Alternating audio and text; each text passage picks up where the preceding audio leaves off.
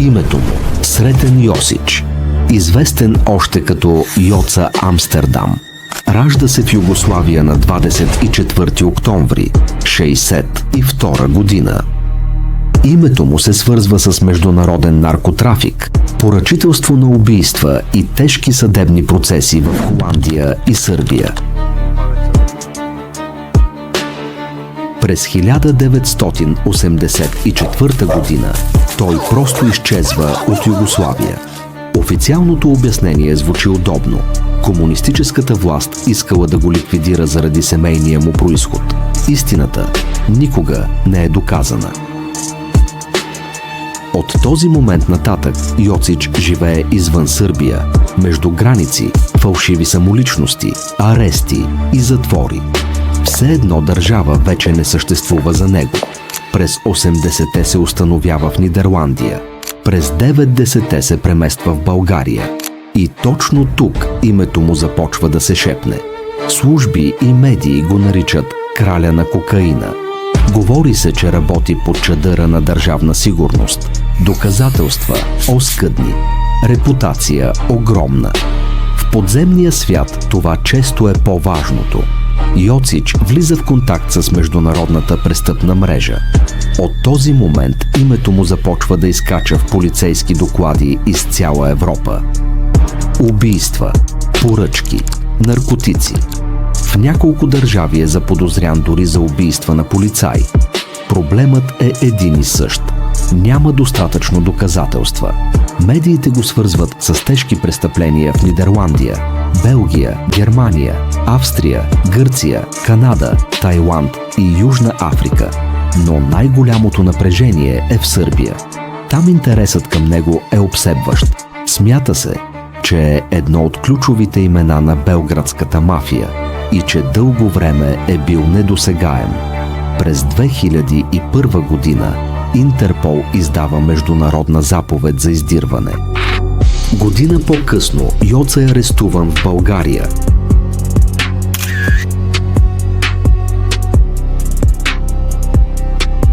По данни на разследващи, това става след показания на Душан Спасоевич и Милорад Улемек. Двамата по-късно са осъдени за убийството на сръбския премиер Зоран Джинджич. Следва бърза екстрадиция в Нидерландия. Там Йоцич влиза в затвора по присъда за стрелба по полицай. Зад решетките остава до 2006 година. След това е върнат в Сърбия. Само 2 месеца по-късно е пуснат под гаранция. Междувременно Германия го издирва за контрабанда на хероин и кокаин. През април 2009 година нов арест. Този път в Белград. Йоцич е заподозрян като поръчител на убийството на хърватския журналист Иво Поканич. Няколко месеца по-късно прокуратурата твърди, че е планирал атентат срещу сръбския министър на правосъдието. Холандските власти пък го свързват с убийство на наркодилър в Подгорица. И точно тук историята рязко засяга България. Дни след освобождаването на Сретен Йоцич от затвора в Белград, Бойко Борисов заявява пред журналисти: има много сериозен сигнал от влиятелна чужда служба за най-висока степен на заплаха срещу мен. Това не е първият път, в който го казва. Година по-рано също говори за заплаха. В миналото споменава и конкретно името на Йоцич. Дори казва, че не иска да стъпи в Сърбия. И тук възниква въпросът, който никой не задава директно. Какво точно е направил Борисов, че толкова години по-късно да съществува реална заплаха? Версията на Борисов е проста. Той го е арестувал. Но Йоцич е арестуван и в Сърбия. Там обаче не се е чуло да търси отмъщение срещу сръбски полицейски шефове. Арестът в София става по искане на Нидерландия. Холандските служби посочват и точното място – уличен телефон, от който Йоцич редовно се обажда. Там е заловен. Борисов си приписва ареста. Но около тази версия има сериозни съмнения. След задържането на Йоцич започва поредица от убийства на хора, свързвани с групировката СИК. Според разследвания, те са дали обещания да съдействат за освобождаването му.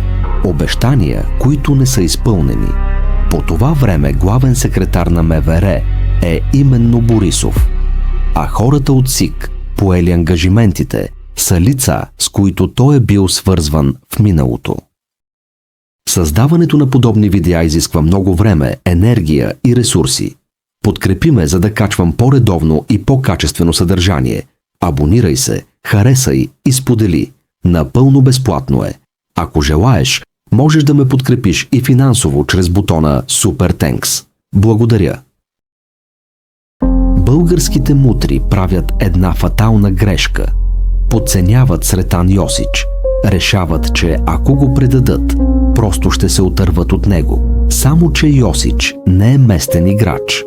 Той е гангстер от международен мащаб. Човек, за когото поръчването на убийства е рутинна операция. На него приписват циничната фраза: ако убиеш 5, си престъпник. Ако убиеш 10, си мафиот. Ако убиеш 25, вече си институция. Според разследванията в Нидерландия и Сърбия, Йосич отдавна е точно това – институция в световното подземие. След ареста му започва нещо, което прилича на системно прочистване. През годините на него са приписани някои от най-знаковите убийства на босове в България. Първият е Константин Димитров, Косьо Самоковеца. Убит през 2003 година в Амстердам, посред бял ден. Мотивът – съдействие на службите при ареста на Йосич и разчистване на конкуренция на наркопазара. Следва Милчо Бонев, Бай Миле, бос от СИК. Разстрелян като в гангстърски филм, с автомати, заедно с още 5 от охраната му. Според версията – отмъщение. Бай Миле взема пари, за да организира бягството на Йосич от български арест. Не го прави.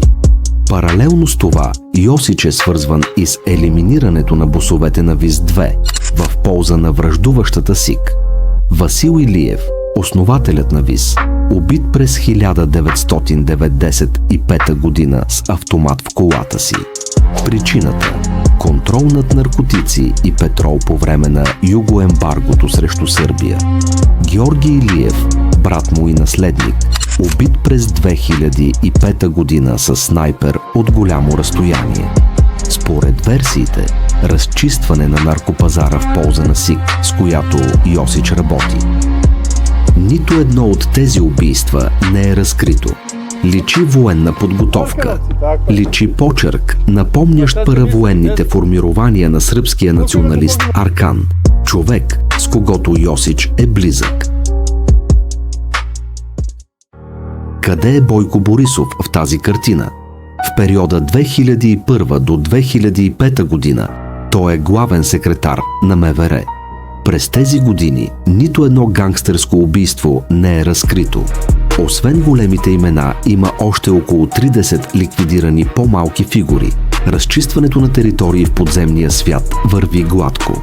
Твърде гладко. След ареста на Йосич през юни 2002 година в София започва истинска касапница. Мафиоти умират. През август същата година Йосич е екстрадиран в Холандия при извънредни мерки за сигурност.